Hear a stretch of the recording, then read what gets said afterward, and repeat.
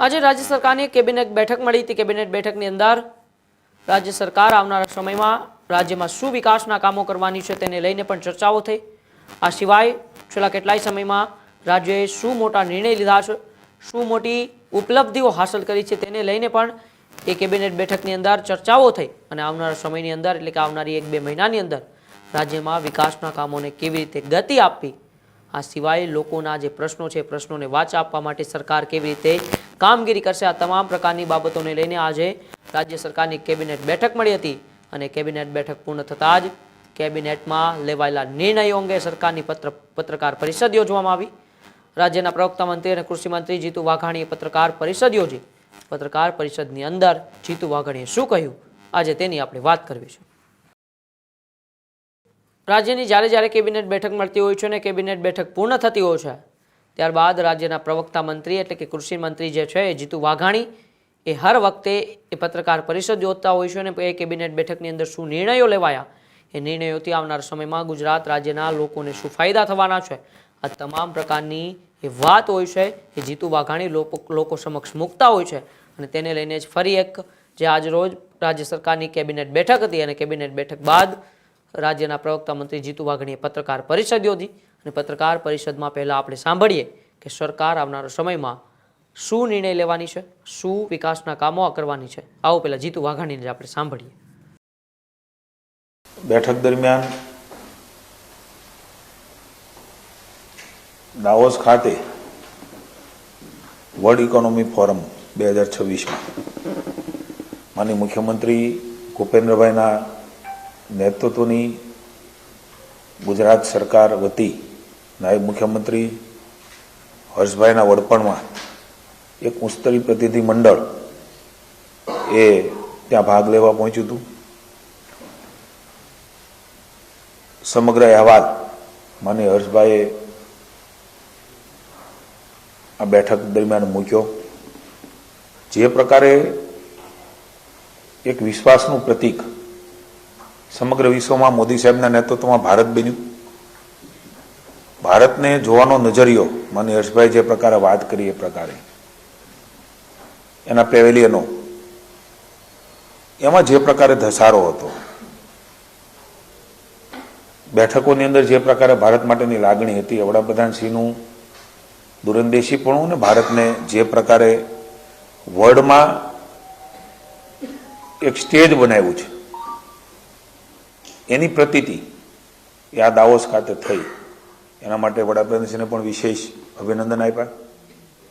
ગુજરાત રાજ્ય પણ એક ડેસ્ટિનેશન, વિકાસ અને શાંતિના પ્રતીક સ્વરૂપે અનેક રાજ્યોના પેવેલિયનો હતા, પણ આપણું રાજ્ય એ વિશેષ ઉભર્યું છે ત્યારે અલગ અલગ સોલાર હોય, આઈટી હોય, સેમિકન્ડક્ટર હોય, ટુરિઝમ હોય,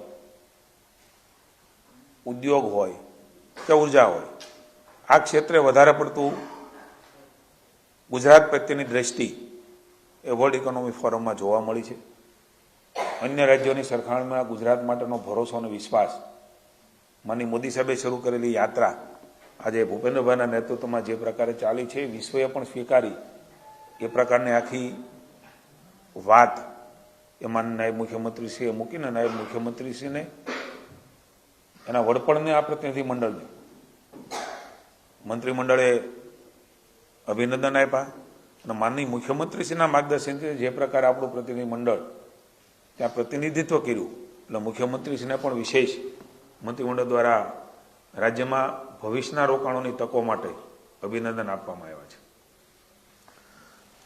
રમતગમત ક્ષેત્રે પણ ગુજરાત એ માત્ર વેપાર પૂરતું નહીં પણ વિશ્વકક્ષાનું માળખું ઊભું કરવા જઈ રહ્યું છે ત્યારે રોકાણકારોનું ધ્યાન કેન્દ્રિત કરવામાં પણ ગુજરાત એ સફળ રહ્યું છે।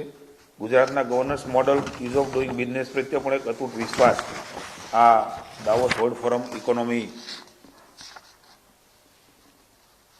જે ત્યાં વર્લ્ડ ઇકોનોમી ફોરમનું પ્રતિનિધિ મંડળ ગયું એમાં આ પ્રકારનું એક મહત્વનું કહી શકાય એવું ગુજરાત માટે એચિવમેન્ટ એ મળ્યું છે ત્યારે આપણા સૌ માટે હર્ષની વાત છે। માનનીય મુખ્યમંત્રીશ્રી આપણે સૌ જાણીએ છીએ કે અમદાવાદ મહેસાણા રોડ જે પ્રકારે ટ્રાફિકવાળો છે, ત્યાંથી આબુ રોડ આપણે જઈએ છીએ, રાજસ્થાન જઈએ છીએ, ટુરિઝમ છે, વ્યાપાર છે, અવર જવર છે, એ વ્યાપારિક અને સામાજિક અને વ્યવસાયિક એ પ્રકારના રોડને અડચણો ખૂબ આવતી હતી. ત્યારે 51.6 કિલોમીટર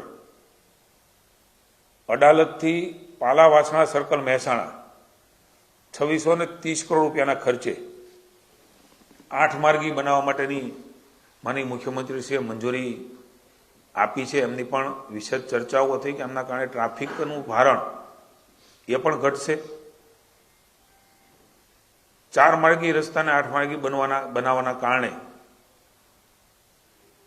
રસ્તાની બાજુમાં 7 મીટર પહોળો સર્વિસ રોડ પણ બનાવવામાં આવશે. એમાં વિશેષ 8 જેટલા ફ્લાયઓવર, મુખ્યત્વે શેરથા ખાતે 2, રાજપુર, ભાસરિયા, જગુદણ, મેવડ ખાતે મળીને કુલ 6 નવા ફ્લાયઓવર, જ્યારે કલોલ, છત્રાલ ખાતે વધારાના 4 માર્ગી ફ્લાયઓવર જેનો સમાવેશ થાય છે.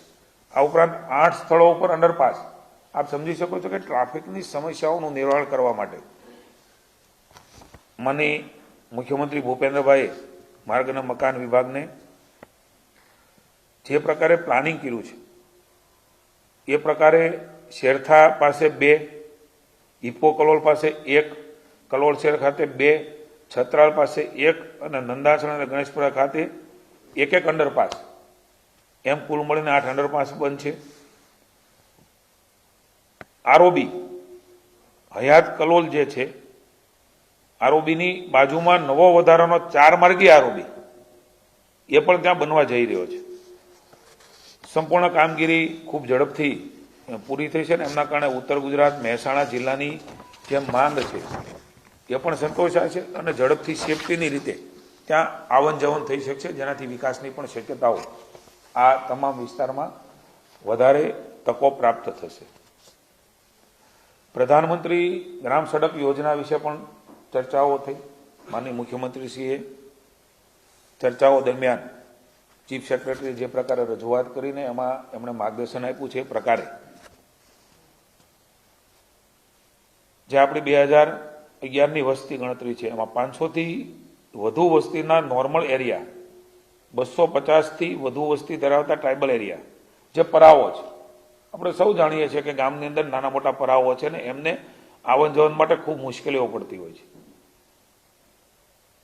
પ્રથમ વખત પાકા 12માસી રસ્તાઓ એને જોડાણ આપવા માટે ભારત સરકાર માની મોદી સાહેબના નેતૃત્વની સરકાર 60% અને 40% એ રાજ્યની સરકાર આ નાણાકીય ભારણ સાથે આ કામ કરવા જઈ રહી છે.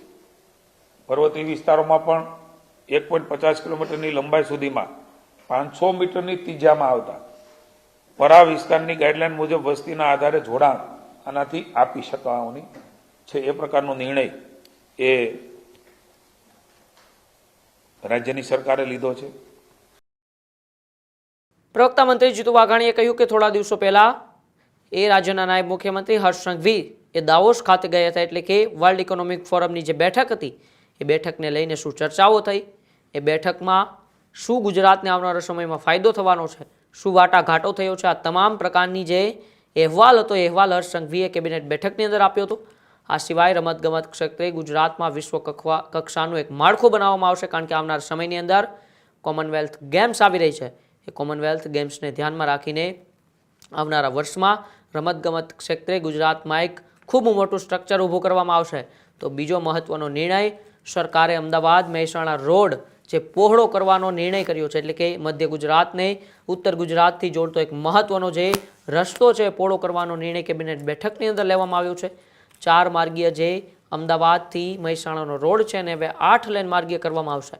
51.60 કિમી રોડને 2630 કરોડના ખર્ચે 8 લેન રોડ બનાવવામાં આવશે એવી વાત અને એવો નિર્ણય રાજ્ય સરકારે કર્યો છે. તો અંતરિયાળ ગામડામાં મોબાઈલ ટાવર ઊભા કરવામાં આવશે. તો સાથે સાથે સોલાર, સેમિકન્ડક્ટર અને ટુરિઝમ અંગે પણ વધુ રોકાણ થાય તેવી સરકાર અત્યારે પૂરેપૂરી કોશિશ કરી રહી છે એવી વાત જીતુ વાઘાણી કરી છે. આ તમામ પ્રકારની આજના કેબિનેટ બેઠકની અંદર નિર્ણયો કરવામાં આવે છે. તમારું શું માનવું છે? આજના કેબિનેટ બેઠકની અંદર જે ચર્ચાઓ થઈ, જે નિર્ણયો કરવામાં આવ્યા, એ તમારા મતે પ્રજા માટે કેટલા ફાયદાકારક છે અમારા કોમેન્ટ બોક્સમાં અચૂકથી જણાવજો. ને હા, આવનારી કેબિનેટ બેઠકમાં જો તમારે કોઈ પ્રશ્ન હોય તો અમારા કોમેન્ટ બોક્સમાં અચૂકથી જણાવજો. અમે તમારી વાત સરકાર સુધી પહોંચાડવાનો પૂરતો પ્રયત્ન કરીશું. ત્યાં સુધી જોતા રહેજો ન્યૂઝ રૂમ ગુજરાત, ગુજરાતનો ગર્જનાદ. નમસ્કાર.